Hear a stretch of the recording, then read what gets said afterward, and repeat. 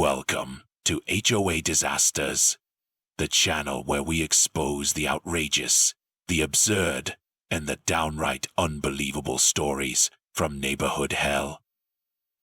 I'm Chico, and if you've ever dealt with an HOA that went too far, you're in the right place. Make sure to subscribe and hit the notification bell, because trust me, these stories only get crazier. Now, let's get started. It started with a lump right beneath Ethan's jawline. No pain, no redness, just a firm little knot that hadn't been there the week before. I found it while brushing his hair off his neck one morning. He said it didn't hurt, shrugged it off like a bug bite. But I scheduled a doctor's appointment anyway. One of those decisions you don't think twice about until it changes your life. Ethan is 17. He's not your typical teenage boy. No football jerseys, no loud music, no constant texting. He's the kind of kid who builds model reactors in the garage, who tapes sticky notes with chemical formulas on the fridge like reminders.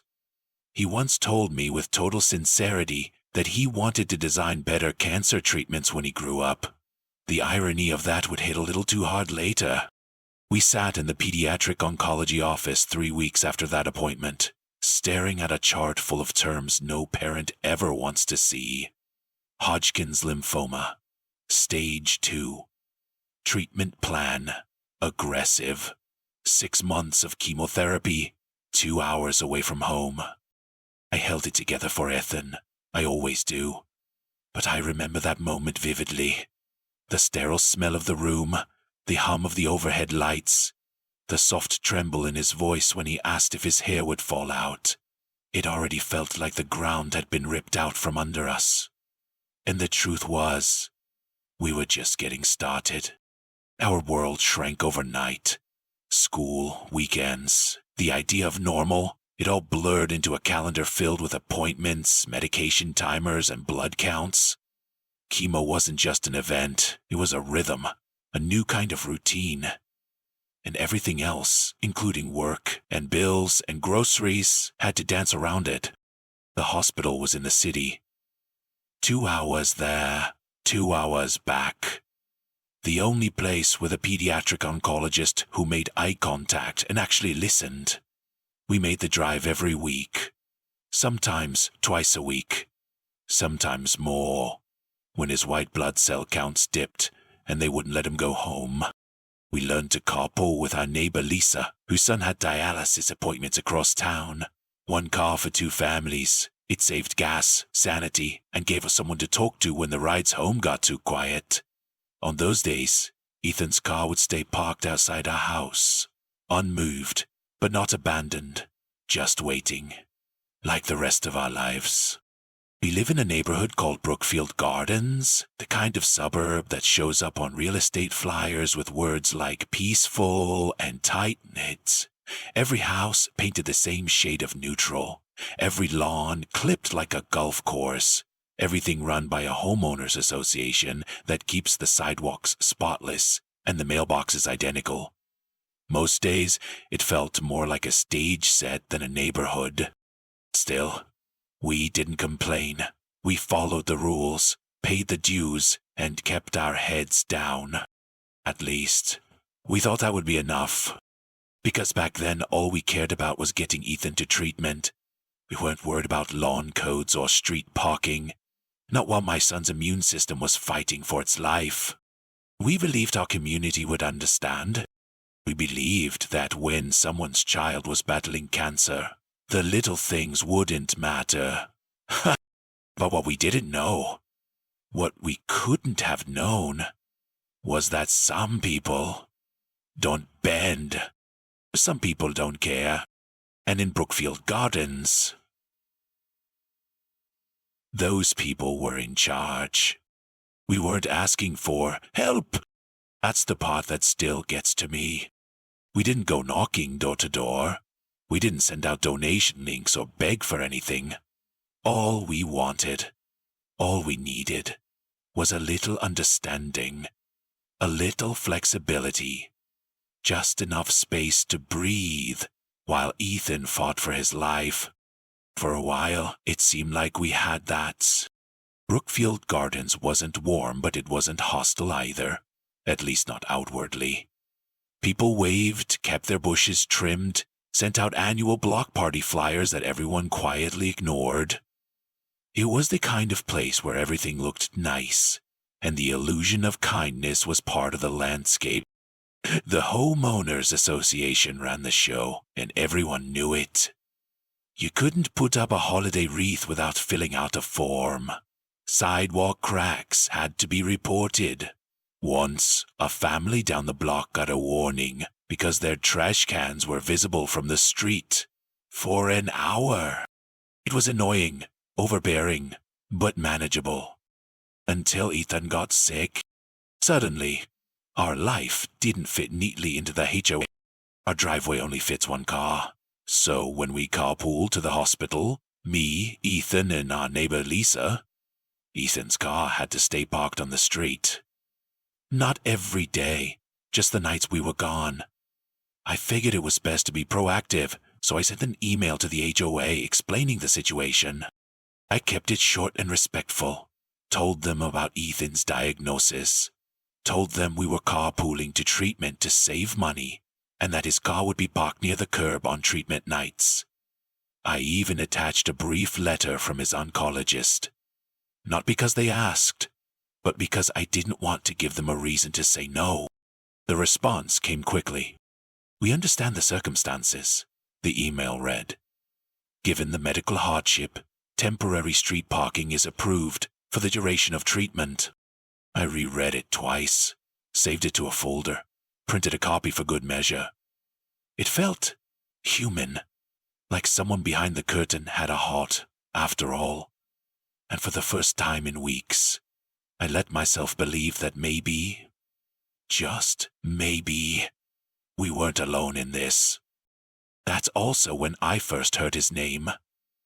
Gordon. Math, HOA president. Lived at the far end of the cul-de-sac in the brick colonial with a wraparound porch and 2 matching labradoodles. He was the kind of man who made eye contact like it was a power move. Hair always perfect, shirt always tucked. Every time I passed him in the neighborhood, he smiled with the corners of his mouth, never his eyes. The email came from his office. The approval was signed off with his name. So I thought, okay, maybe he gets it. Maybe this place isn't as cold as it feels. Weeks passed, and nothing happened. No letters, no tickets, no complaints.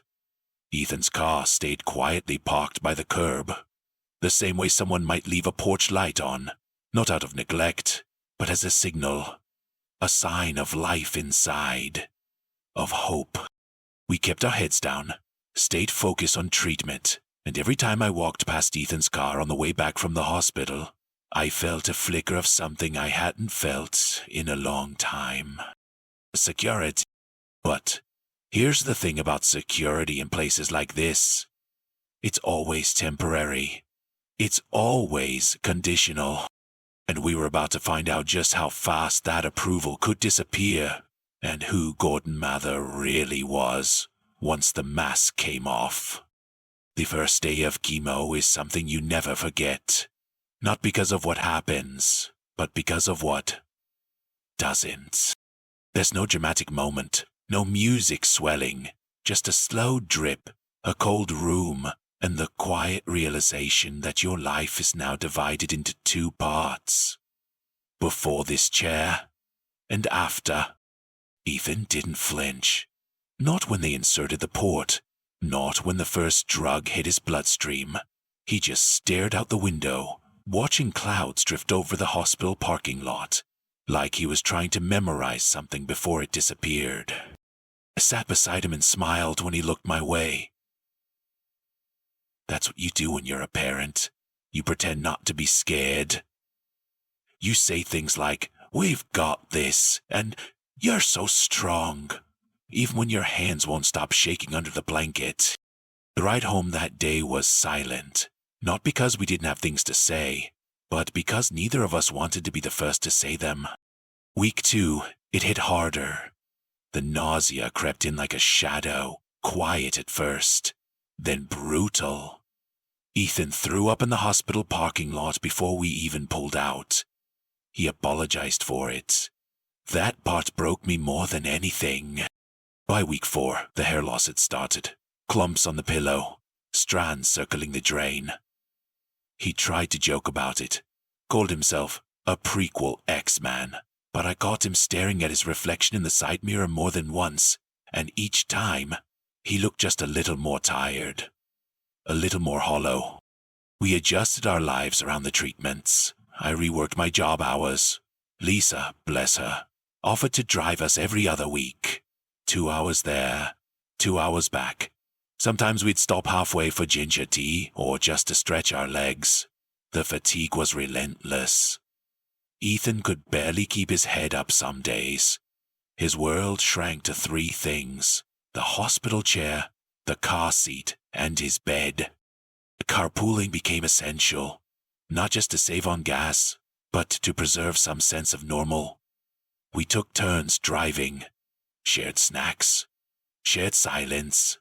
On the weeks Lisa drove, I left Ethan's car parked in front of our house, tucked respectfully along the curb, angled just right to avoid blocking anything. It wasn't a permanent fixture. It didn't leak, didn't make noise. It just sat there, a small, unmoving symbol of the life that used to be. Sometimes, I'd pass it on the way to get mail and glance at the back seat where his old soccer cleats still sat, untouched, from a season that already felt like a lifetime ago. And in a strange way, that call mattered more than it ever had before. It was Ethan's. It was still his. Even if he couldn't drive it, even if he barely had the energy to walk to the mailbox, it was his link to something outside of cancer. A reminder that he was still a teenager, still a person, not just a patient. Every time I saw it, parked quietly under the streetlight near our mailbox, I felt grateful. Grateful that at the very least, one thing wasn't changing. One thing stayed put. I didn't know it yet, but that false sense of stability was already cracking. Because while we were fighting for Ethan's life, counting red blood cells, praying over scan results, someone else was counting days. Someone was watching that car, measuring how long it had sat there, writing notes, making plans. And we wouldn't find out until it was too late. The drive home that day felt longer than usual. 13 hours round trip. A morning blood draw, a delayed infusion, an unexpected reaction to one of the meds that left Ethan weak and pale and curled up under a hospital blanket for most of the afternoon. It was nearly 10 p.m. by the time we pulled back into the neighborhood. The houses on our street looked exactly as we'd left them. Perfect lawns, porch lights on timers. Every car parked in its place like puzzle pieces snapped into a grid. Except one. Ethan's car was gone. I didn't register it at first. I pulled into our driveway, killed the engine, helped him out of the van, and then I stopped. The curb was empty. No silver Civic, no familiar license plate, no dent on the back bumper where Ethan had once misjudged the mailbox. Just a blank patch of asphalt under the streetlight. Quiet. Unmoving. I blinked. Rechecked. Walked toward the spot as if maybe I'd just missed something obvious. Like it had somehow rolled forward, or someone had moved it with permission. Nothing. "Where's my car?" Ethan asked behind me, his voice thin and hoarse. My stomach dropped. I scanned for broken glass. Checked the driveway again, even though I knew we'd left it here. It was the same place it had always been, tucked respectfully against the curb, not blocking a driveway, not on the grass. There was no note, no boot. Just absence. We called the non-emergency police line first, thinking maybe it had been stolen. The officer was polite, took the plate number, called back 20 minutes later. "It was towed," he said. At the request of your homeowners association. I thought I misheard him. What? I asked. He repeated. Looks like a private request through the HOA. You'll need to contact the tow company. I have the name if you need it. I didn't even know they could do that without telling us. No notice, no call, no email, just gone. The company was called Red Line Recovery. They were closed for the night, of course, but the voicemail helpfully listed the daily impound rate, $85.00 per day, plus the hookup fee, plus mileage. Total, $398.00, due in full before release. I stood in my kitchen with the phone still in my hand, staring at nothing. Ethan sat at the table across from me, trying to drink a Gatorade he couldn't keep down. He didn't say anything. He didn't have to. We both knew what this was. It wasn't a mistake. It was a message. And it wasn't just about a car. It was about control. About someone deciding that Ethan's parked car, the one we had explicit written permission to leave on the street, had overstayed its welcome. The worst part? I had that approval email printed and saved. I had followed every step, played by their rules, sent the doctor's note, confirmed the dates, got the okay, and now not only had they ignored it, they'd made a decision behind closed doors and sent a tow truck in the dead of night like it was a secret to be hidden. I looked at Ethan, pale, trembling, barely keeping his head up, and I felt something shift in my chest. Rage, not the kind that explodes, the kind that settles, cold, heavy, focused. They thought we were too tired to fight. They thought wrong. I didn't sleep that night. I stared at the ceiling, replaying every moment of the day. The chemo, the exhaustion, Ethan's silence in the car, and that empty stretch of curb. The spot where his car should have been, where it had always been, now felt like a hole someone had carved in the street just to humiliate us. By morning, I wasn't just tired. I was furious. I gathered every piece of proof I had. The email from the HOA approving the parking, the doctor's note, the time-stamped photos I'd taken of the car weeks ago to show how carefully we parked it, parallel, out of the way, within every rule. I printed everything twice and drove straight to the HOA office the minute they opened. The office looked like a dentist's waiting room. Cold, overly clean, beige walls lined with framed posters about neighborhood pride, a single American flag in the corner.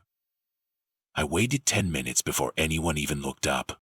I need to speak to someone about a car that was towed last night, I said, holding the papers in my hand. I had written approval from this office. A woman behind the desk didn't flinch, just nodded toward a back hallway. Mr. Mather will see you now. I already knew what that meant. Gordon Mather sat behind a polished wood desk like he was auditioning for a real estate commercial. Same smug smile, same tucked-in polo. He didn't stand when I walked in, didn't offer a seat, just looked up from his laptop like I was an interruption to his coffee break. I laid the papers in front of him. We got approval, I said. This is your office's email. You signed off on this. My son is undergoing cancer treatment. We were carpooling to save gas. You said we could leave his car on the street. So why was it towed? He didn't look at the email, not even once.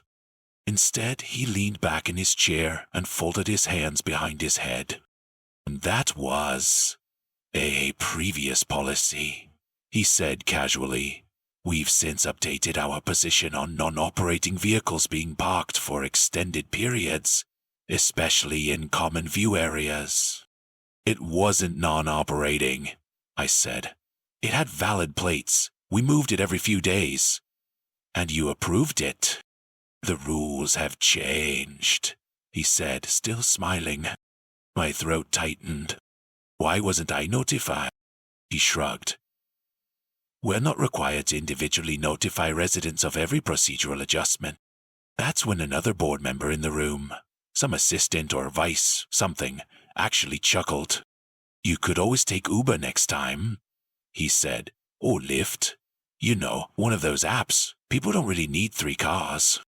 I froze. My hands clenched so tight around my copy of the email, the edges started to tear. This wasn't a violation, I said slowly. This was a family in crisis, and you gave us permission. You think I'm just going to let that slide? Gordon finally stood. Not to apologize, but to open the door behind me. Gordon here, he said. If you have further concerns, feel free to submit them in writing. Otherwise, you're welcome to leave. And just like that, I was being ushered out of the office I had walked into, holding nothing but proof. They laughed. Not loud, not dramatic, just a few quiet snorts, exchanged looks, the kind of smug dismissal that tells you everything you need to know. They thought it was over. Lee thought they could erase their promise with a shrug and a smile. But what they didn't see was that I had already hit record on my phone.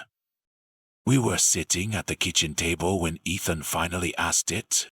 His Gatorade sat untouched, condensation dripping down the sides, the color almost too bright against his pale skin. His fingers fidgeted with the edge of a napkin, tearing it into slow, silent pieces. Then he looked up at me, eyes sunken, voice barely above a whisper. Did I do something wrong? I froze. That question, those 6 words, hit harder than anything I'd heard since the diagnosis. Harder than stage 2. Harder than treatment plan. Because it wasn't just a question. It was shame. It was confusion. It was a 17-year-old boy, exhausted from chemo, trying to understand why someone had punished him for being sick. No, I said too quickly, too sharp. No, Ethan, you didn't do anything. This isn't about you. For sure. But he didn't believe me, not really. And I couldn't blame him. The world had shifted under his feet again, and the people who were supposed to care, our own neighborhood, our own HOA, had told him, in their own subtle way, that he was a problem to be moved, towed away. I excused myself, walked to the bathroom, shut the door, and cried. Not the quiet, single-tear kind you see in movies. The ugly kind. The kind that comes from someplace deep, where rage and powerlessness mix, until it feels like acid. I had done everything right. Sent every email, got every signature, explained every detail. And still, this. Still a teenager, too sick to walk more than 10 steps without sitting down, coming home to an empty curb and a $400, 0 cent, ransom for his own car. I didn't know what to do next, but someone else did. Her name was Tasha. She lived 2 doors down, a single mom, like me. We didn't talk much, but we waved. She'd ask about Ethan once or twice during walks with her toddler. That morning, as I stood outside staring at the now empty spot on the curb again, she came walking over, phone in hand. I saw what happened, she said without preamble. I filmed it. I blinked. Wait, what? The tow truck came around 9 p.m., she said. No lights, no warning, just backed up and hauled it off like it was some junker left on the street. I didn't know what was going on, but I recognized the car. I know what you're dealing with. I recorded the whole thing. And I saw the hospital bracelet. She handed me her phone. There it was, clear as day. The truck, the chain, the driver glancing around, almost sheepish. And on the dashboard, barely visible but unmistakable, was Ethan's hospital bracelet. He'd left it there after peeling it off on the way home the week before. Proof that this wasn't just about a parked car, that someone knew, or should have known, what they were doing when they made that call. Asha didn't ask for permission. She posted the video that afternoon. Upshinned it. O-Town's cancer kid's car while he gets chemo. No fluff, no clickbait, just the facts, plain and sharp. And within hours, the quiet little street we lived on stopped being quiet. Because something had shifted. Not just in me, but in everyone who saw that video. And this time, they were watching. It started slow. A few likes. A handful of comments. Then someone shared it to a local Facebook group. Another posted it in a parenting forum. By the time I checked that night, the video had over 10,000 views.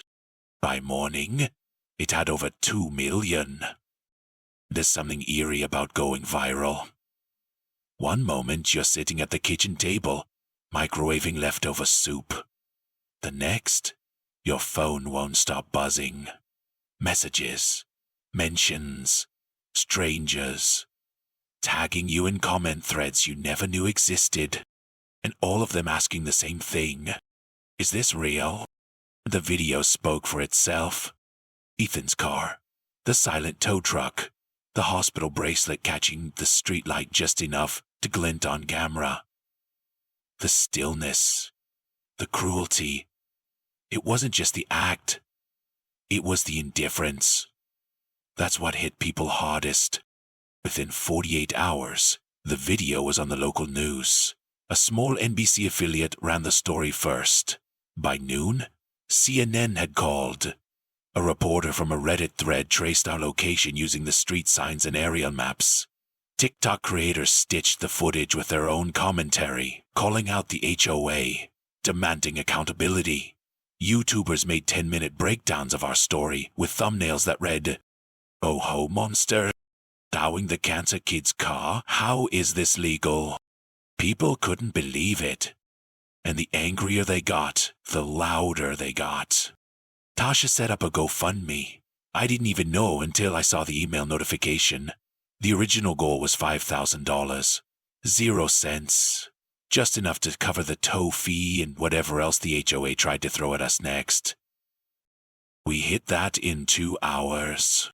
And $10,000? 0 cents. Then $30,000? 0 cents. By the end of the second day, it had crossed $85,000.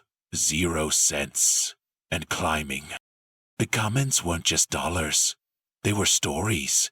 A man in Arizona who'd had his disabled son's wheelchair ramp cited for being visually disruptive. A widow in Florida fined for her front garden memorial.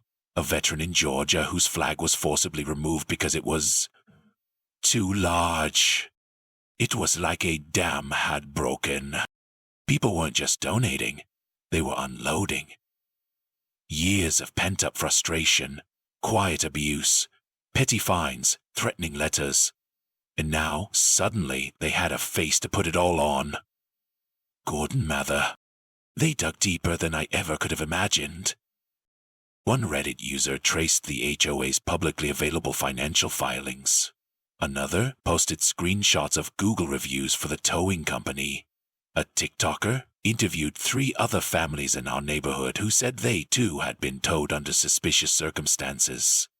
One of them had kept their receipt. The same company, same driver. It was spreading like fire, and the HOA silent. No statement, no apology, just an empty office and a locked door. Ethan didn't say much through all of it. He watched the numbers rise on the GoFundMe like it wasn't real. Read the comments in bed. Laughed once. A dry, short laugh. When someone commented, "Tell that HOA to park themselves in a courtroom."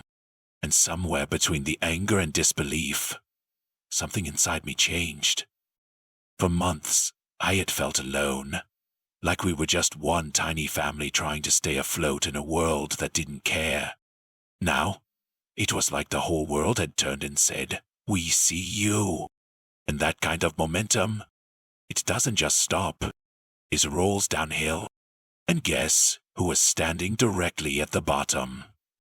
By day 3, the silence from the HOA was deafening. No official response. No press release. No, "We're investigating." Just a locked office door and a flimsy paper sign taped to the glass. Closed due to safety concerns. It was cowardly, predictable, but it wouldn't last. Because Gordon Mather couldn't help himself. Some men are addicted to control, others are addicted to attention. Gordon was both, and with his kingdom cracking at the edges, he did what men like him always do when cornered. He tried to talk his way out. A friendly neighborhood blog posted the interview. You could tell it was meant to be damage control. Softball questions, sympathetic lighting. Gordon seated perfectly centered in his designer home office. Bookshelf curated to look intelligent but casual. It was scripted from the jump. "We are deeply saddened by the misinformation being spread online," he began, folding his hands with exaggerated calm. "Our hallway has always acted in accordance with the best interests of the community." He said Ethan's car was left unattended for extended periods. He said the towing was unfortunate but necessary. He said their policies were clearly outlined in the handbook, as if that justified anything. The smirk. When the reporter asked whether the HOA had known about Ethan's illness, Gordon didn't deny it. He just leaned back and said, "We can't treat every resident like a special case, or we'd have chaos." Chaos. That was the word that detonated the entire interview. Within hours, clips of the segment were everywhere. TikTok tore it apart frame by frame. Reddit ran with it like gasoline on dry brush. YouTubers labeled it the worst PR disaster since United Airlines. One creator looped Gordon's special case comment over footage of Ethan in his hospital chair, hooked to an IV. It got over 10 million views in a day. The internet wasn't just mad now, it was personal. Because people can forgive mistakes, but not arrogance. And Gordon? He radiated the kind of smug detachment that made people want to burn things down just to see if he'd finally react. Worse still, his attempt to explain opened a door. Reporters, real ones now, started digging. They pulled HOA records, requested public business filings, searched property deeds and financial disclosures. It didn't take long before someone found it. Gordon Mather was listed as a co-owner of the towing company, Redline Recovery, the very business contracted by the HOA, his HOA, to remove violations from the neighborhood. And it wasn't some legacy tie. The LLC had been formed just 2 years ago, registered to a P.O. box 1 town over. No official website, no office number. Just a single line item on a quarterly HOA budget, listed as Vehicle Compliance Services. Math clicked for everyone instantly. Gordon wasn't just enforcing rules. He was profiting from them. Suddenly, every past tow in the neighborhood looked suspicious. Every impounded car, every unexplained fine, every elderly neighbor who'd quietly paid the fee just to avoid confrontation. They all started to come forward. The story had shifted. This wasn't about a car anymore. It was about corruption. And Gordon Mather had just handed the public a shovel and started digging his own hole. The internet did what it does best. And this time, it didn't stop at outrage. It didn't stop at memes or stitched videos or angry comment threads. No, this time it kept going. Because something didn't sit right with people. It wasn't just the cruelty of towing Ethan's car while he was at chemo. It was the coldness, the confidence, The feeling that Gordon Mather didn't just let it happen. He expected to get away with it. And now he knew why. The first real hit came from a freelance journalist named Kayla Simmons, working with a local watchdog outlet. She got a hold of the HOA's expense reports through a resident-requested transparency filing. At first glance, it looked normal. Administrative fees, landscaping, legal retainers. But one entry kept popping up. Redline recovery compliance services. Quarter after quarter. Thousands of dollars. No description, no breakdown. Simmons ran the LLC, and there it was. Public, legal, unintentional. Gordon Mather, 50% owner. The HOA president was in business with the very towing company hired to enforce the parking rules. A closed loop, no bidding process, no oversight, just a quiet backroom arrangement wrapped in policy. By the time the local news picked it up, the public was already 10 steps ahead. Reddit sleuths and TikTok armchair investigators found that Redline had towed over 200 cars in just the past 18 months, all within HOA-managed neighborhoods. Dozens were right here in Brookfield Gardens. Most were elderly homeowners, single mothers, veterans, or people undergoing medical treatment. And nearly all of them, like us, had tried to contest the tow. And like us, they had been ignored. There were patterns. Phone calls never returned, emails left unanswered, appeal forms mysteriously lost.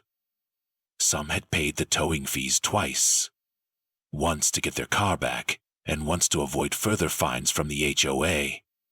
Every complaint dead-ended at the same person, Gordon. It wasn't just unethical. It was calculated. They had created a perfect system. Write the rules, change them when convenient, then collect on the enforcement. Every tow generated revenue. Every policy change was another opportunity. The HOA wasn't a homeowners association anymore. It was a funnel. And Gordon was at the bottom, hands open. When the story broke, it hit the news cycle like a thunderclap. National outlets picked it up within hours. The headline was everywhere. HOA president profits from towing cancer patients' car, 200 victims identified. I sat in silence, watching the news. Ethan nixed me on the couch. His face was still pale, but his eyes had a fire I hadn't seen in weeks. People are finally seeing it, he said. And he was right. This wasn't just about us anymore. We had become the match. But the fire was spreading. Residents began organizing. Old HOA meeting minutes were uploaded, dissected, catalogued. Every skipped vote, every questionable policy. The paper trail was everywhere once you knew where to look. One neighbor posted a photo of her citation. She had been towed 2 years earlier while recovering from a hip replacement. Another neighbor's son had been ticketed for abandoned property because his bumper had a scratch. A veteran 2 blocks down had received a notice for a parked motorcycle on Memorial Day. It had never been about rules. It had always been about revenue. And now, with the proof out in the open, Gordon's empire wasn't just collapsing. It was about to be investigated. They tried to cancel the meeting. That was the first sign things were really falling apart. After the headlines hit, after the proof went viral, after local news camped outside the HOA office for 2 straight days, suddenly, the monthly community meeting was postponed. No explanation, no reschedule. Just a curt email from the board. Due to ongoing disruptions, this month's HOA meeting has been deferred until further notice. But residents weren't having it. Within 24 hours, over 70 households signed a petition demanding an emergency vote. We didn't need their permission anymore. We had the bylaws, we had the numbers, and most importantly, we had each other. Someone printed flyers, another set up folding chairs in the community rec center. A retired attorney named Phil even offered to oversee the vote himself, just to ensure everything was airtight. There were people in wheelchairs, parents with toddlers, veterans in uniform, cancer patients in masks. People came out not just angry, but ready. The meeting room was packed, wall to wall. And when Gordon Mather walked in, late, stone-faced, flanked by 2 remaining board members, you could feel the temperature draw. He tried to take control right away. I'd like to open this meeting by clarifying some misinformation, he began. But someone shouted from the back. You co-owned the tow company, Gordon. The room erupted. You towed my son's car. My wife was recovering from surgery. You profited off our suffering. Gordon tried to regain control, raising his voice, calling for order. But it was too late. His voice didn't carry anymore. He no longer owned the room. He couldn't hide behind policy, couldn't stall behind procedure. A woman near the front stood up, holding a stack of printed bank statements with Red Line Recovery listed again and again. She wasn't yelling. She didn't need to. I paid you $260.00 in cash to get my husband's truck back. He had just come home from chemo. I didn't know you were the one taking the money. You looked me in the eye and said it was just policy. Gordon didn't respond. Couldn't. And then came the vote. Clear, loud, unanimous. A voice from the crowd read it out. Motion to recall Gordon Mather from the HOA board effective immediately. Seconded. Voted. Passed. There was no whispering. No hesitation. Just a wave of hands. One after another, arm after arm raised with purpose and fury. You could feel the weight of it. Not just a vote to remove a man, but a statement. We're done being ruled. We're done being used. Gordon stood there, face hardening, jaw clenched. This is illegal, he muttered under his breath. You can't. Yes, we can, someone snapped, and we just did. The silence that followed was different. Not tense, not awkward. Final. Gordon turned and walked out. No goodbye, no acknowledgement, no apology. Just a man whose castle had collapsed, leaving him in the rubble. 3 more board members resigned by morning. The office was closed indefinitely.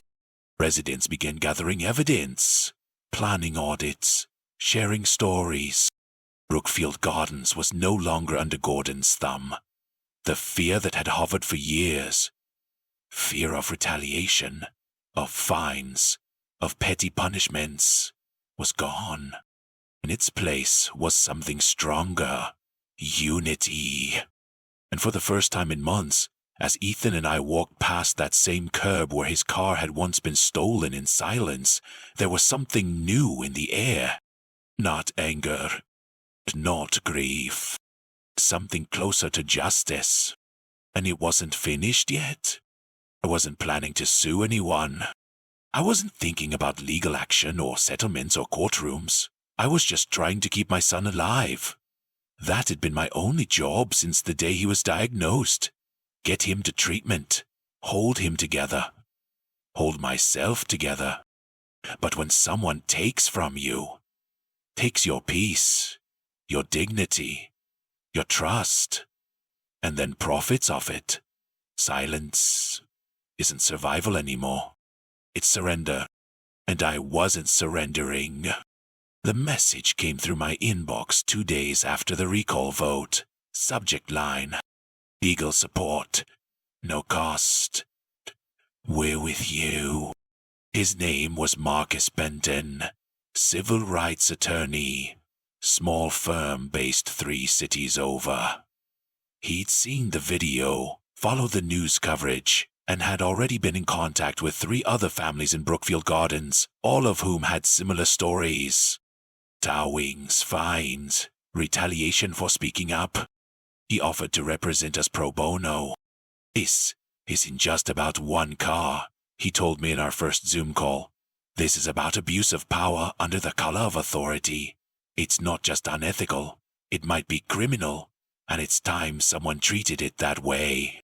Within a week, we filed the paperwork for a class action lawsuit. What started with Ethan's car grew. 22 families signed on by the end of the first month. Veterans, seniors, cancer patients, single parents, even a local pastor who'd been fined repeatedly for hosting grief counseling in his own home. Each one brought receipts, emails, photographs, toe slips. And slowly, the puzzle pieces started to form a clear picture. Not of random enforcement, but a pattern. A system. Racket. Marcus moved fast. He subpoenaed Redline Recovery's financials, issued discovery requests for all HOA meeting minutes, email chains, towing records, and vendor contracts. When the first round of depositions began, Gordon Mather was forced to appear on camera under oath. He tried to act calm, tried to frame everything as coincidental overlap, said he hadn't personally signed off on any tow orders, that decisions were made by the board as a whole. Up and the receipts hit the table. Signed authorizations, matching timestamps, and internal memos, written by Gordon himself, outlining revenue expectations from towing enforcement over the next fiscal quarter. A revenue expectation. They weren't protecting the neighborhood. They were running a business, one backed by the illusion of authority and the fear of retaliation. The judge ordered a community-wide audit that included the HOA's books, Redline service agreements, and every complaint filed in the past 3 years. A forensic accountant was assigned. What they found sent shockwaves. Double billing, undisclosed conflicts of interest, thousands in unexplained disbursements listed as enforcement overhead. It wasn't just misconduct, it was theft. Word spread quickly. Families who had moved away came forward. So did residents from other HOA neighborhoods where Redline had contracts. What started as a quiet, legal motion became a growing network of plaintiffs across the county. Ethan watched it all unfold with a quiet, steady kind of awe. "Do you think they're scared now?" he asked me one night, scrolling through a thread of legal updates. "I don't know," I told him, "but they should be. Because this time, it wasn't just about towing fees or bad policy. It was about consequences. And for the first time, Gordon Mather was facing a system he couldn't control. The courtroom didn't look like justice. Fluorescent lights, stale air, rows of worn-out Pew-Stella benches, the kind of place that felt too quiet for what was about to happen. But justice doesn't need theatrics. It just needs truth, and a judge willing to see it. Gordon Mather sat at the defendant's table in a navy blue suit. No smug smile this time, no polished charm. Just a man sweating through his collar while the consequences finally caught up. The trial lasted 3 weeks. Testimonies from residents, financial reports, screenshots, emails, video clips. One by one, it all came out.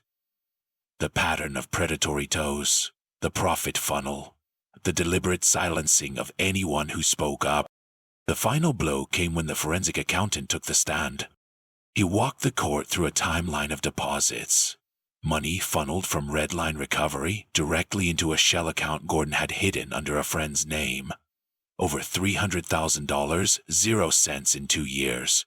Unreported, undisclosed, and all of it tied to enforcement actions Gordon himself had authorized. The ruling came swift and cold. The court finds that Gordon Mather and Redline Recovery willfully exploited HOA authority for personal financial gain, violating ethical obligations and fiduciary duty. The order, full restitution.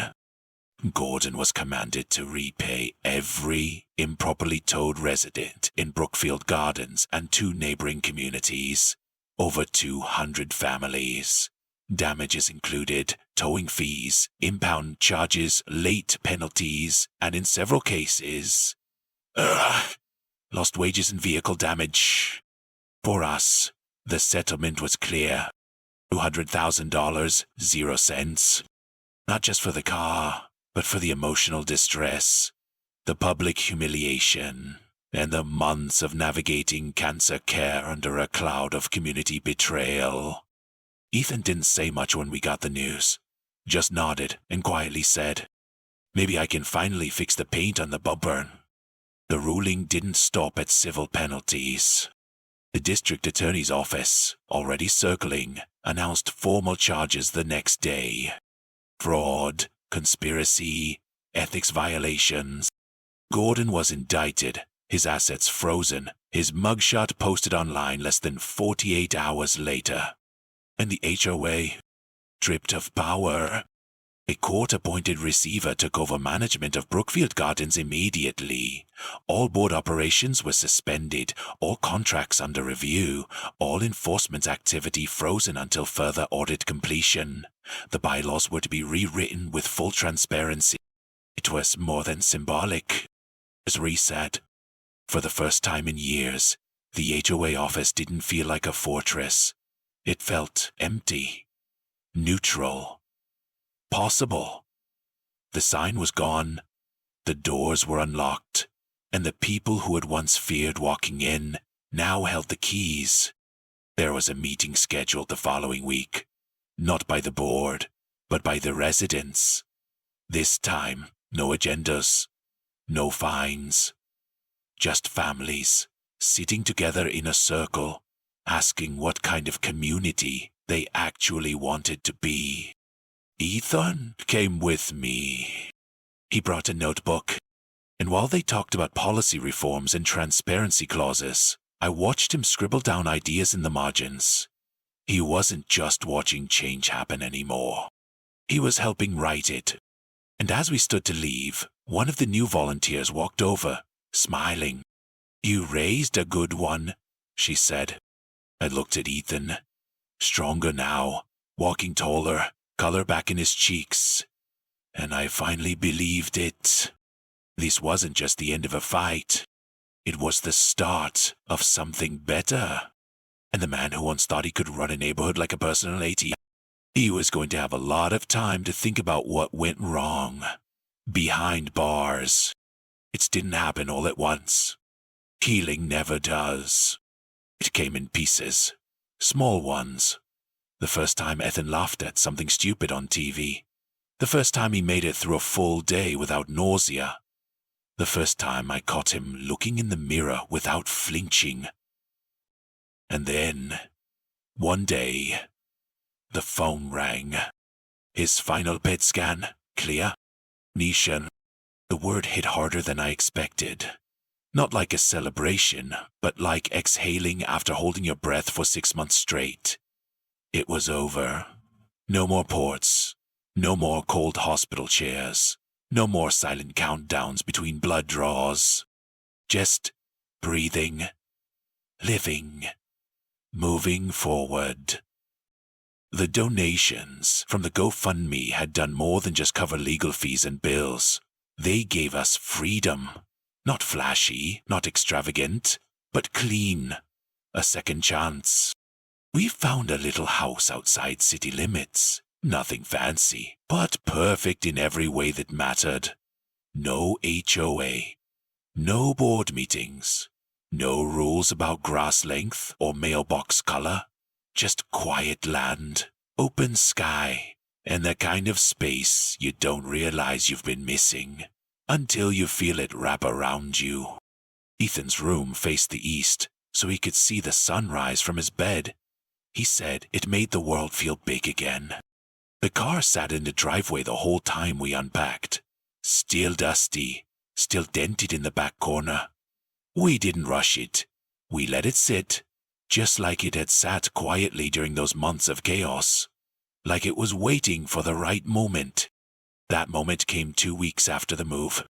Ethan stepped outside on a Sunday morning with the keys in hand. He was stronger now, color in his skin, a little weight back on his frame. His hair was growing in soft, uneven patches. His eyes didn't look tired anymore. He walked to the car, opened the driver's side door, and slid in.